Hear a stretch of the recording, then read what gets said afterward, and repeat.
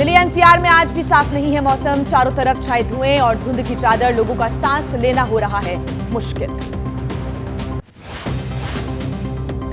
दिल्ली में आज से 10वीं और 12वीं की कक्षाएं भी चलेंगी ऑनलाइन। बढ़ते प्रदूषण को देखते हुए दिल्ली सरकार का फैसला, सीएम आतिशी ने एक्स पर पोस्ट कर दी जानकारी। गाजियाबाद, नोएडा में भी 12वीं तक की कक्षाएं अब चलेंगी ऑनलाइन। गुरुग्राम में भी बढ़ते प्रदूषण को देखते हुए 12वीं तक की कक्षाएं ऑनलाइन चलाने का आदेश। दिल्ली में ग्रैब 4 लागू होने के बाद एबीपी न्यूज का रियलिटी चेक। गाजीपुर, टिकरी, बदरपुर और अप्सरा बॉर्डर पर दिखा नियमों का पालन। सिंघू बॉर्डर में बेरोक-टोक निकल रहे BS4 डीजल ट्रक। दिल्ली सरकार के निर्देश सख्ती से लागू कराए जाए ग्रैब 4 के निर्देश। दिल्ली सरकार ने सभी विभागों को नोटिस भेज दिया है। आदेश दिया जा चुका है। एनसीआर में वायु की गुणवत्ता अभी भी बहुत खराब है। दिल्ली में बढ़ते प्रदूषण पर सुप्रीम कोर्ट की सरकार को फटकार। कहा, ग्रैब 4 लागू करने में 3 दिन की क्यों हुई देरी। कोर्ट के आदेश के बगैर दिल्ली से ना हटे ग्रैब 4। केंद्रीय स्वास्थ्य सचिव सलिला श्रीवास्तव ने लिखा है कि सभी राज्यों और केंद्र शासित प्रदेशों को एक लेटर। वायु प्रदूषण को लेकर जाहिर की अपनी चिंता। स्वास्थ्य सुविधाएं बेहतर करने और जागरूकता बढ़ाने के निर्देश। दिल्ली के एलजी विनय कुमार ने किया एंटी स्मॉग मिस्ट अभियान का निरीक्षण। द्वारका में लगाया गया anti smog mist system. LG बोले, इससे प्रदूषण कम करने में मिलेगी मदद। बढ़ते प्रदूषण को देखते हुए दिल्ली सरकार के निर्देश है। एमसीडी ऑफिस सुबह 8:30 बजे से शाम 5 बजे तक। दिल्ली सरकार के दफ्तर सुबह 10 बजे से शाम 6:30 बजे तक चलेंगे। 28 फरवरी तक लागू रहेगा आदेश। दिल्ली की सीएम आतिशी का पॉल्यूशन के मुद्दे पर बड़ा दावा। बोली, पंजाब में कम जलाई जा रही है पराली, बाकी राज्यों में पराली जलाने के ज्यादा मामले। केंद्र सरकार कुछ नहीं कर रही। दिल्ली में बढ़ते प्रदूषण पर सियासत। बीजेपी प्रदेश अध्यक्ष वीरेंद्र सचदेवा ने लोगों के बीच बांटे मास्क। पॉल्यूशन के लिए दिल्ली सरकार को ठहराया जिम्मेदार। साफ नहीं हो रहा गुरुग्राम का आसमान। गुरुग्राम में छाई धुएं की चादर। AQI 470 के पार। जहरीले धुएं की वजह से लोगों को हो रही है परेशानी। दिल्ली एनसीआर में अगले 3 से 4 दिन छाई रहेगी धुंध। हरियाणा और पंजाब में अगले 5 दिनों तक आ सकता है बहुत घना कोहरा। मौसम विभाग के वैज्ञानिक का पूर्वानुमान। पंजाब हरियाणा में रुक नहीं रहे पराली जलाने के मामले। सोमवार को पंजाब में पराली जलाने के 1251 मामले आए सामने। अमृतसर के गांव में सामने आई पराली जलाए जाने की तस्वीरें। हरियाणा के भी कई इलाकों में रुक नहीं रहे हैं पराली जलाने के मामले। कैथल में पराली जलाने के नए मामले सामने आए हैं। प्रशासन की चेतावनी के भी बावजूद नहीं रुक रहे हैं मामले। प्रदूषण से बचने के लिए पहाड़ों का रुख कर रहे हैं लोग। शिमला में बढ़ी टूरिस्टों की संख्या। पर्यटन से जुड़े कारोबार में तेजी। ब्राजील में जारी G20 शिखर बैठक का आज दूसरा दिन है। पहले दिन पीएम मोदी ने कहा, दुनिया के संघर्षों से ग्लोबल साउथ के देश सबसे अधिक प्रभावित हैं। प्रधानमंत्री मोदी ने कहा, G20 को ग्लोबल साउथ के संकट को दूर करने पर ध्यान केंद्रित करना चाहिए। हमारी चर्चा तभी सफल हो सकती है जब हम चुनौतियों और प्राथमिकताओं को ध्यान में रखेंगे। रियो डी जेनेरियो में पीएम मोदी की हुई अमेरिकी राष्ट्रपति जो बाइडेन से बातचीत। पीएम मोदी ने मुलाकात की तस्वीरें भी सोशल मीडिया एक्स पर पोस्ट की है। कहा, बाइडेन से मिलकर हमेशा होती है खुशी। रियो डी जेनेरियो में पीएम मोदी की चीन के राष्ट्रपति जिनपिंग से भी हुई मुलाकात। दोनों ही देशों के बीच अहम मुद्दों पर बनी आम सहमति को लागू करने को चीन तैयार। G20 शिखर सम्मेलन में पीएम मोदी और फ्रांस के राष्ट्रपति इमानुएल मैक्रों की मुलाकात हुई। भारत और फ्रांस के बीच द्विपक्षीय बैठक में शामिल हुए पीएम मोदी। प्रधानमंत्री नरेंद्र मोदी ने G20 शिखर सम्मेलन के दौरान ब्रिटेन के प्रधानमंत्री कीर स्टारमर से भी की मुलाकात। भारत और ब्रिटेन के बीच द्विपक्षीय बैठक में शामिल हुए पीएम मोदी। ब्राजील में हो रहे शिखर सम्मेलन में प्रधानमंत्री नरेंद्र मोदी की इटली की प्रधानमंत्री से भी मुलाकात हुई। इटली की पीएम जॉर्जिया मेलोनी के साथ द्विपक्षीय बैठक। प्रधानमंत्री नरेंद्र मोदी की G20 शिखर सम्मेलन में पुर्तगाल के प्रधानमंत्री से हुई मुलाकात। दोनों ही देशों के बीच द्विपक्षीय मुद्दों पर हुई बातचीत। ब्राजील में शिखर सम्मेलन में प्रधानमंत्री नरेंद्र मोदी की कई और देशों के नेताओं के साथ बैठक हुई। नॉर्वे के प्रधानमंत्री जोनास गहर के साथ पीएम मोदी ने की द्विपक्षीय बैठक। मणिपुर की सुरक्षा स्थिति को लेकर गृह मंत्री अमित शाह ने की बैठक। लगातार दूसरे दिन हुई मणिपुर के मौजूदा हालात की समीक्षा, सुरक्षा बलों की तैनाती की भी समीक्षा। सूत्रों के हवाले से बड़ी खबर, गृह मंत्री अमित शाह ने शीर्ष अधिकारियों को दिए हैं निर्देश। मणिपुर के जातीय हिंसा से प्रभावित इलाकों में जल्द से जल्द शांति व्यवस्था हो बहाल। मणिपुर के हालात को लेकर केंद्र सरकार का बड़ा फैसला, 50 अतिरिक्त कंपनियों को मणिपुर भेजे जाने का फैसला। मणिपुर में अब 27,000 अर्धसैनिक बलों की तैनाती। मणिपुर में हिंसा से प्रभावित 7 जिलों में इंटरनेट सेवा 20 नवंबर तक बंद। 16 नवंबर को शुरू हुई हिंसा सोमवार को भी जारी रही। 7 जिलों में स्कूल, कॉलेजेस और दूसरी संस्थाएं 20 नवंबर तक बंद। मणिपुर सरकार से समर्थन वापसी पर बोले एनपीपी के राष्ट्रीय उपाध्यक्ष युमनाम जॉय कुमार। कहा, सरकार ने उनके सुझावों पर नहीं किया अमल, कानून व्यवस्था संभालने में सरकार सक्षम नहीं।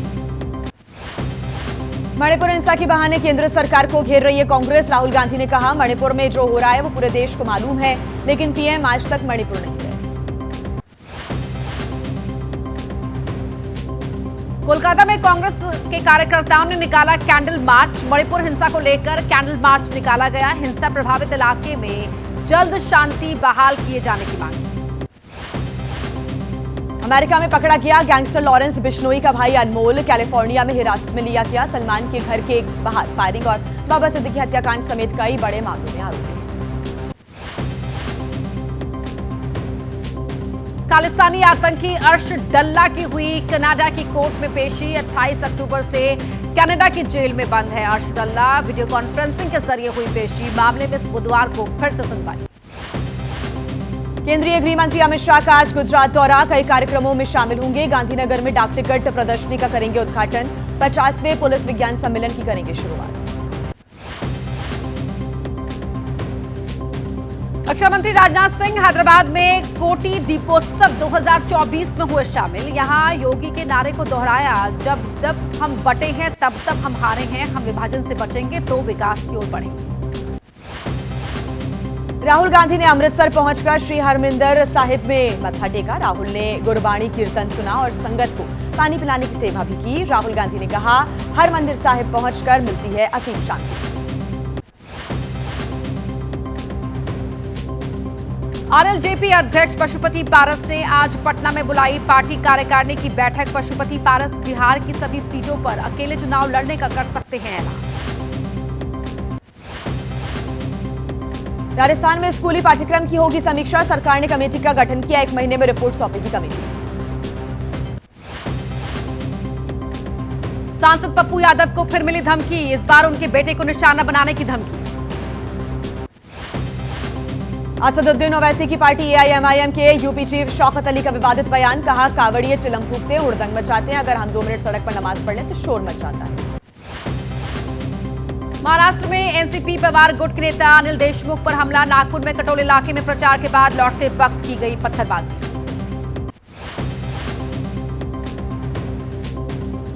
नागपुर के डीसीपी ने कहा, अनिल देशमुख को इलाज के लिए एलेक्सिस अस्पताल में कराया गया भर्ती। अनिल देशमुख फिलहाल खतरे से बाहर। अपनी पार्टी के नेता अनिल देशमुख पर किए गए हमले की सुप्रिया सुले ने की निंदा।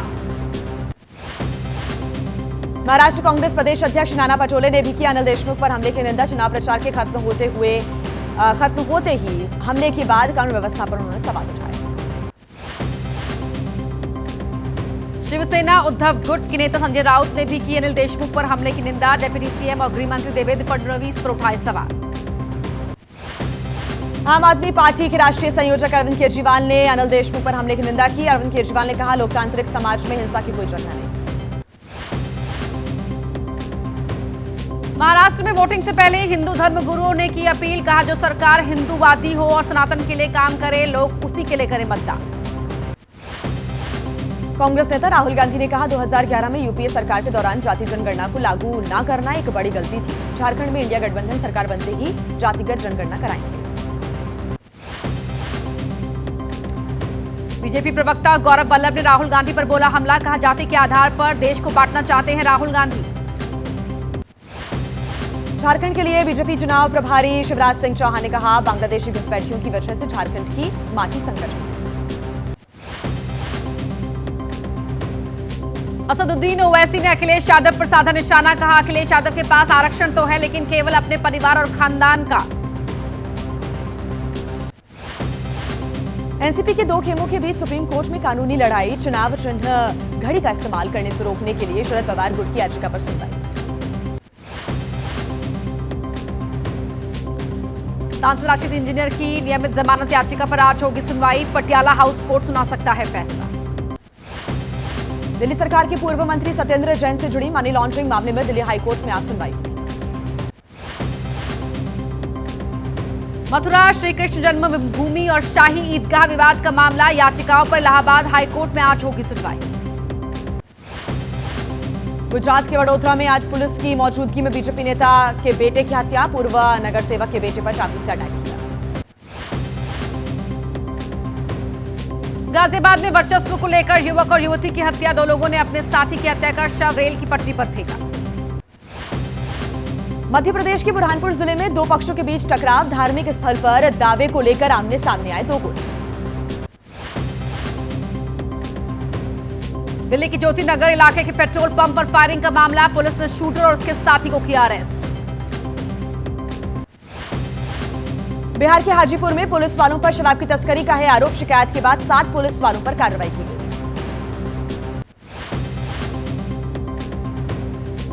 अहमदाबाद में युवक की हत्या को लेकर बवाल, लोगों ने किया पुलिस के खिलाफ प्रदर्शन। गाजियाबाद में वेव सिटी थाना क्षेत्र में डबल मर्डर, एक शख्स ने अपनी भाभी और 3 महीने की भतीजी की हत्या की। यूपी के मैनपुरी में दलित युवती की गला रेत कर हत्या, शव गांव के पास फेंक कर फरार हुए आरोपी। कुल्लू के ढालपुर में घास लेकर जा रही गाड़ी में लगी आग, देखते ही देखते पूरी गाड़ी जलकर खाक हो गई, चालक ने किस तरह कूदकर अपनी जान बचाई। दक्षिण कश्मीर के कुलगाम में स्कूल में लगी आग, मौके पर पहुंची फायर ब्रिगेड की कई गाड़ियां।